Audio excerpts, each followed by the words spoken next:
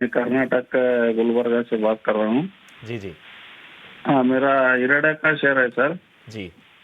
1000 share है, investment है मेरा।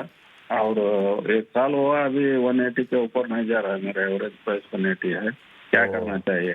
चलिए चलिए, इरिडा पे राय जानना चाहते हैं। कितना समय देना चाहते हैं श्रीकांत जी? हेलो, लॉन्ग टर्म है सर मेरा। ठीक है एक ठीक है ठीक है 2-3 साल तक चलेगा। ठीक और है। गौरांग सर को भी नमस्कार सर मेरा। बिल्कुल बिल्कुल।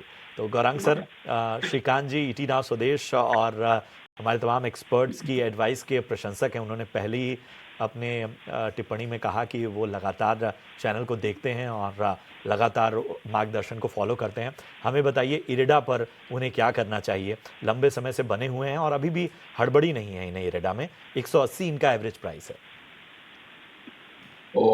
श्रीकांत भाई, सबसे पहले तो प्रशंसा और शब्दावली का प्रयोग करने के लिए आपका बहुत बहुत धन्यवाद।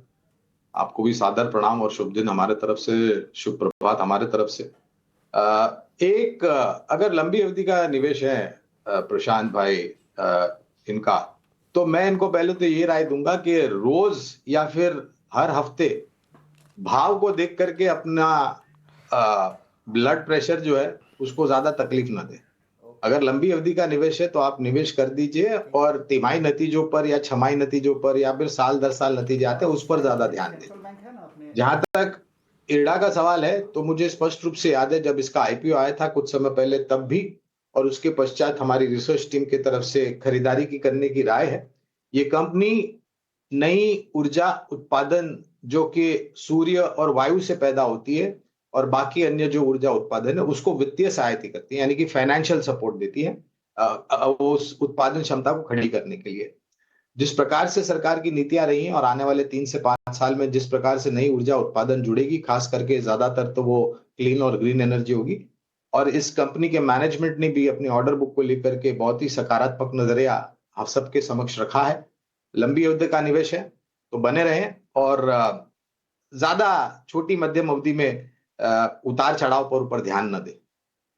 यहाँ पर जो है वो शॉर्ट टर्म का नजरिया लेकर चल रहे हैं। मैं एक बार बाइंग प्राइस बता देता हूं, 271 के आसपास इन्होंने खरीदारी की हुई है। बिल्कुल प्रशांत, देखिए इस स्टॉक में काफी स्ट्रॉन्ग मोमेंटम रहा है। मींस अगर आप देखेंगे लास्ट लेग करीब 210 से लेकर 280 का जो मूव था, ऑलमोस्ट एक वर्टिकल राइज स्टॉक में देखा है। तो उसके बाद एक नॉर्मल कंसोलिडेशन स्टॉक में एक्सपीरियंस हो रहा है, क्योंकि इन्होंने अपने हाइज के पास खरीदा है। मेरे हिसाब से अब इनका बाइंग प्राइस ही इनका स्टॉप लॉस है। करीब 271 के पास इनको एक स्टॉप लॉस मेंटेन करना चाहिए, क्योंकि उसके नीचे आया तो फिर एक प्रॉफिट टेकिंग का टोन इसमें आ सकता है, जो कि स्टॉक करीब 260 या शायद उससे भी नीचे लेके जाए। तो 271 के स्टॉप लॉस के साथ बने रहिए।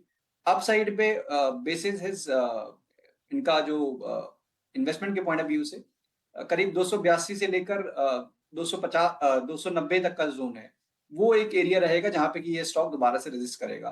तो वहां थोड़ा बहुत प्रॉफिट बुकिंग करने की रिकमेंडेशन होगी। ठीक है, तो ये है राय आपको मिलती हुई इस वक्त आपके स्टॉक पे। श्रीकांत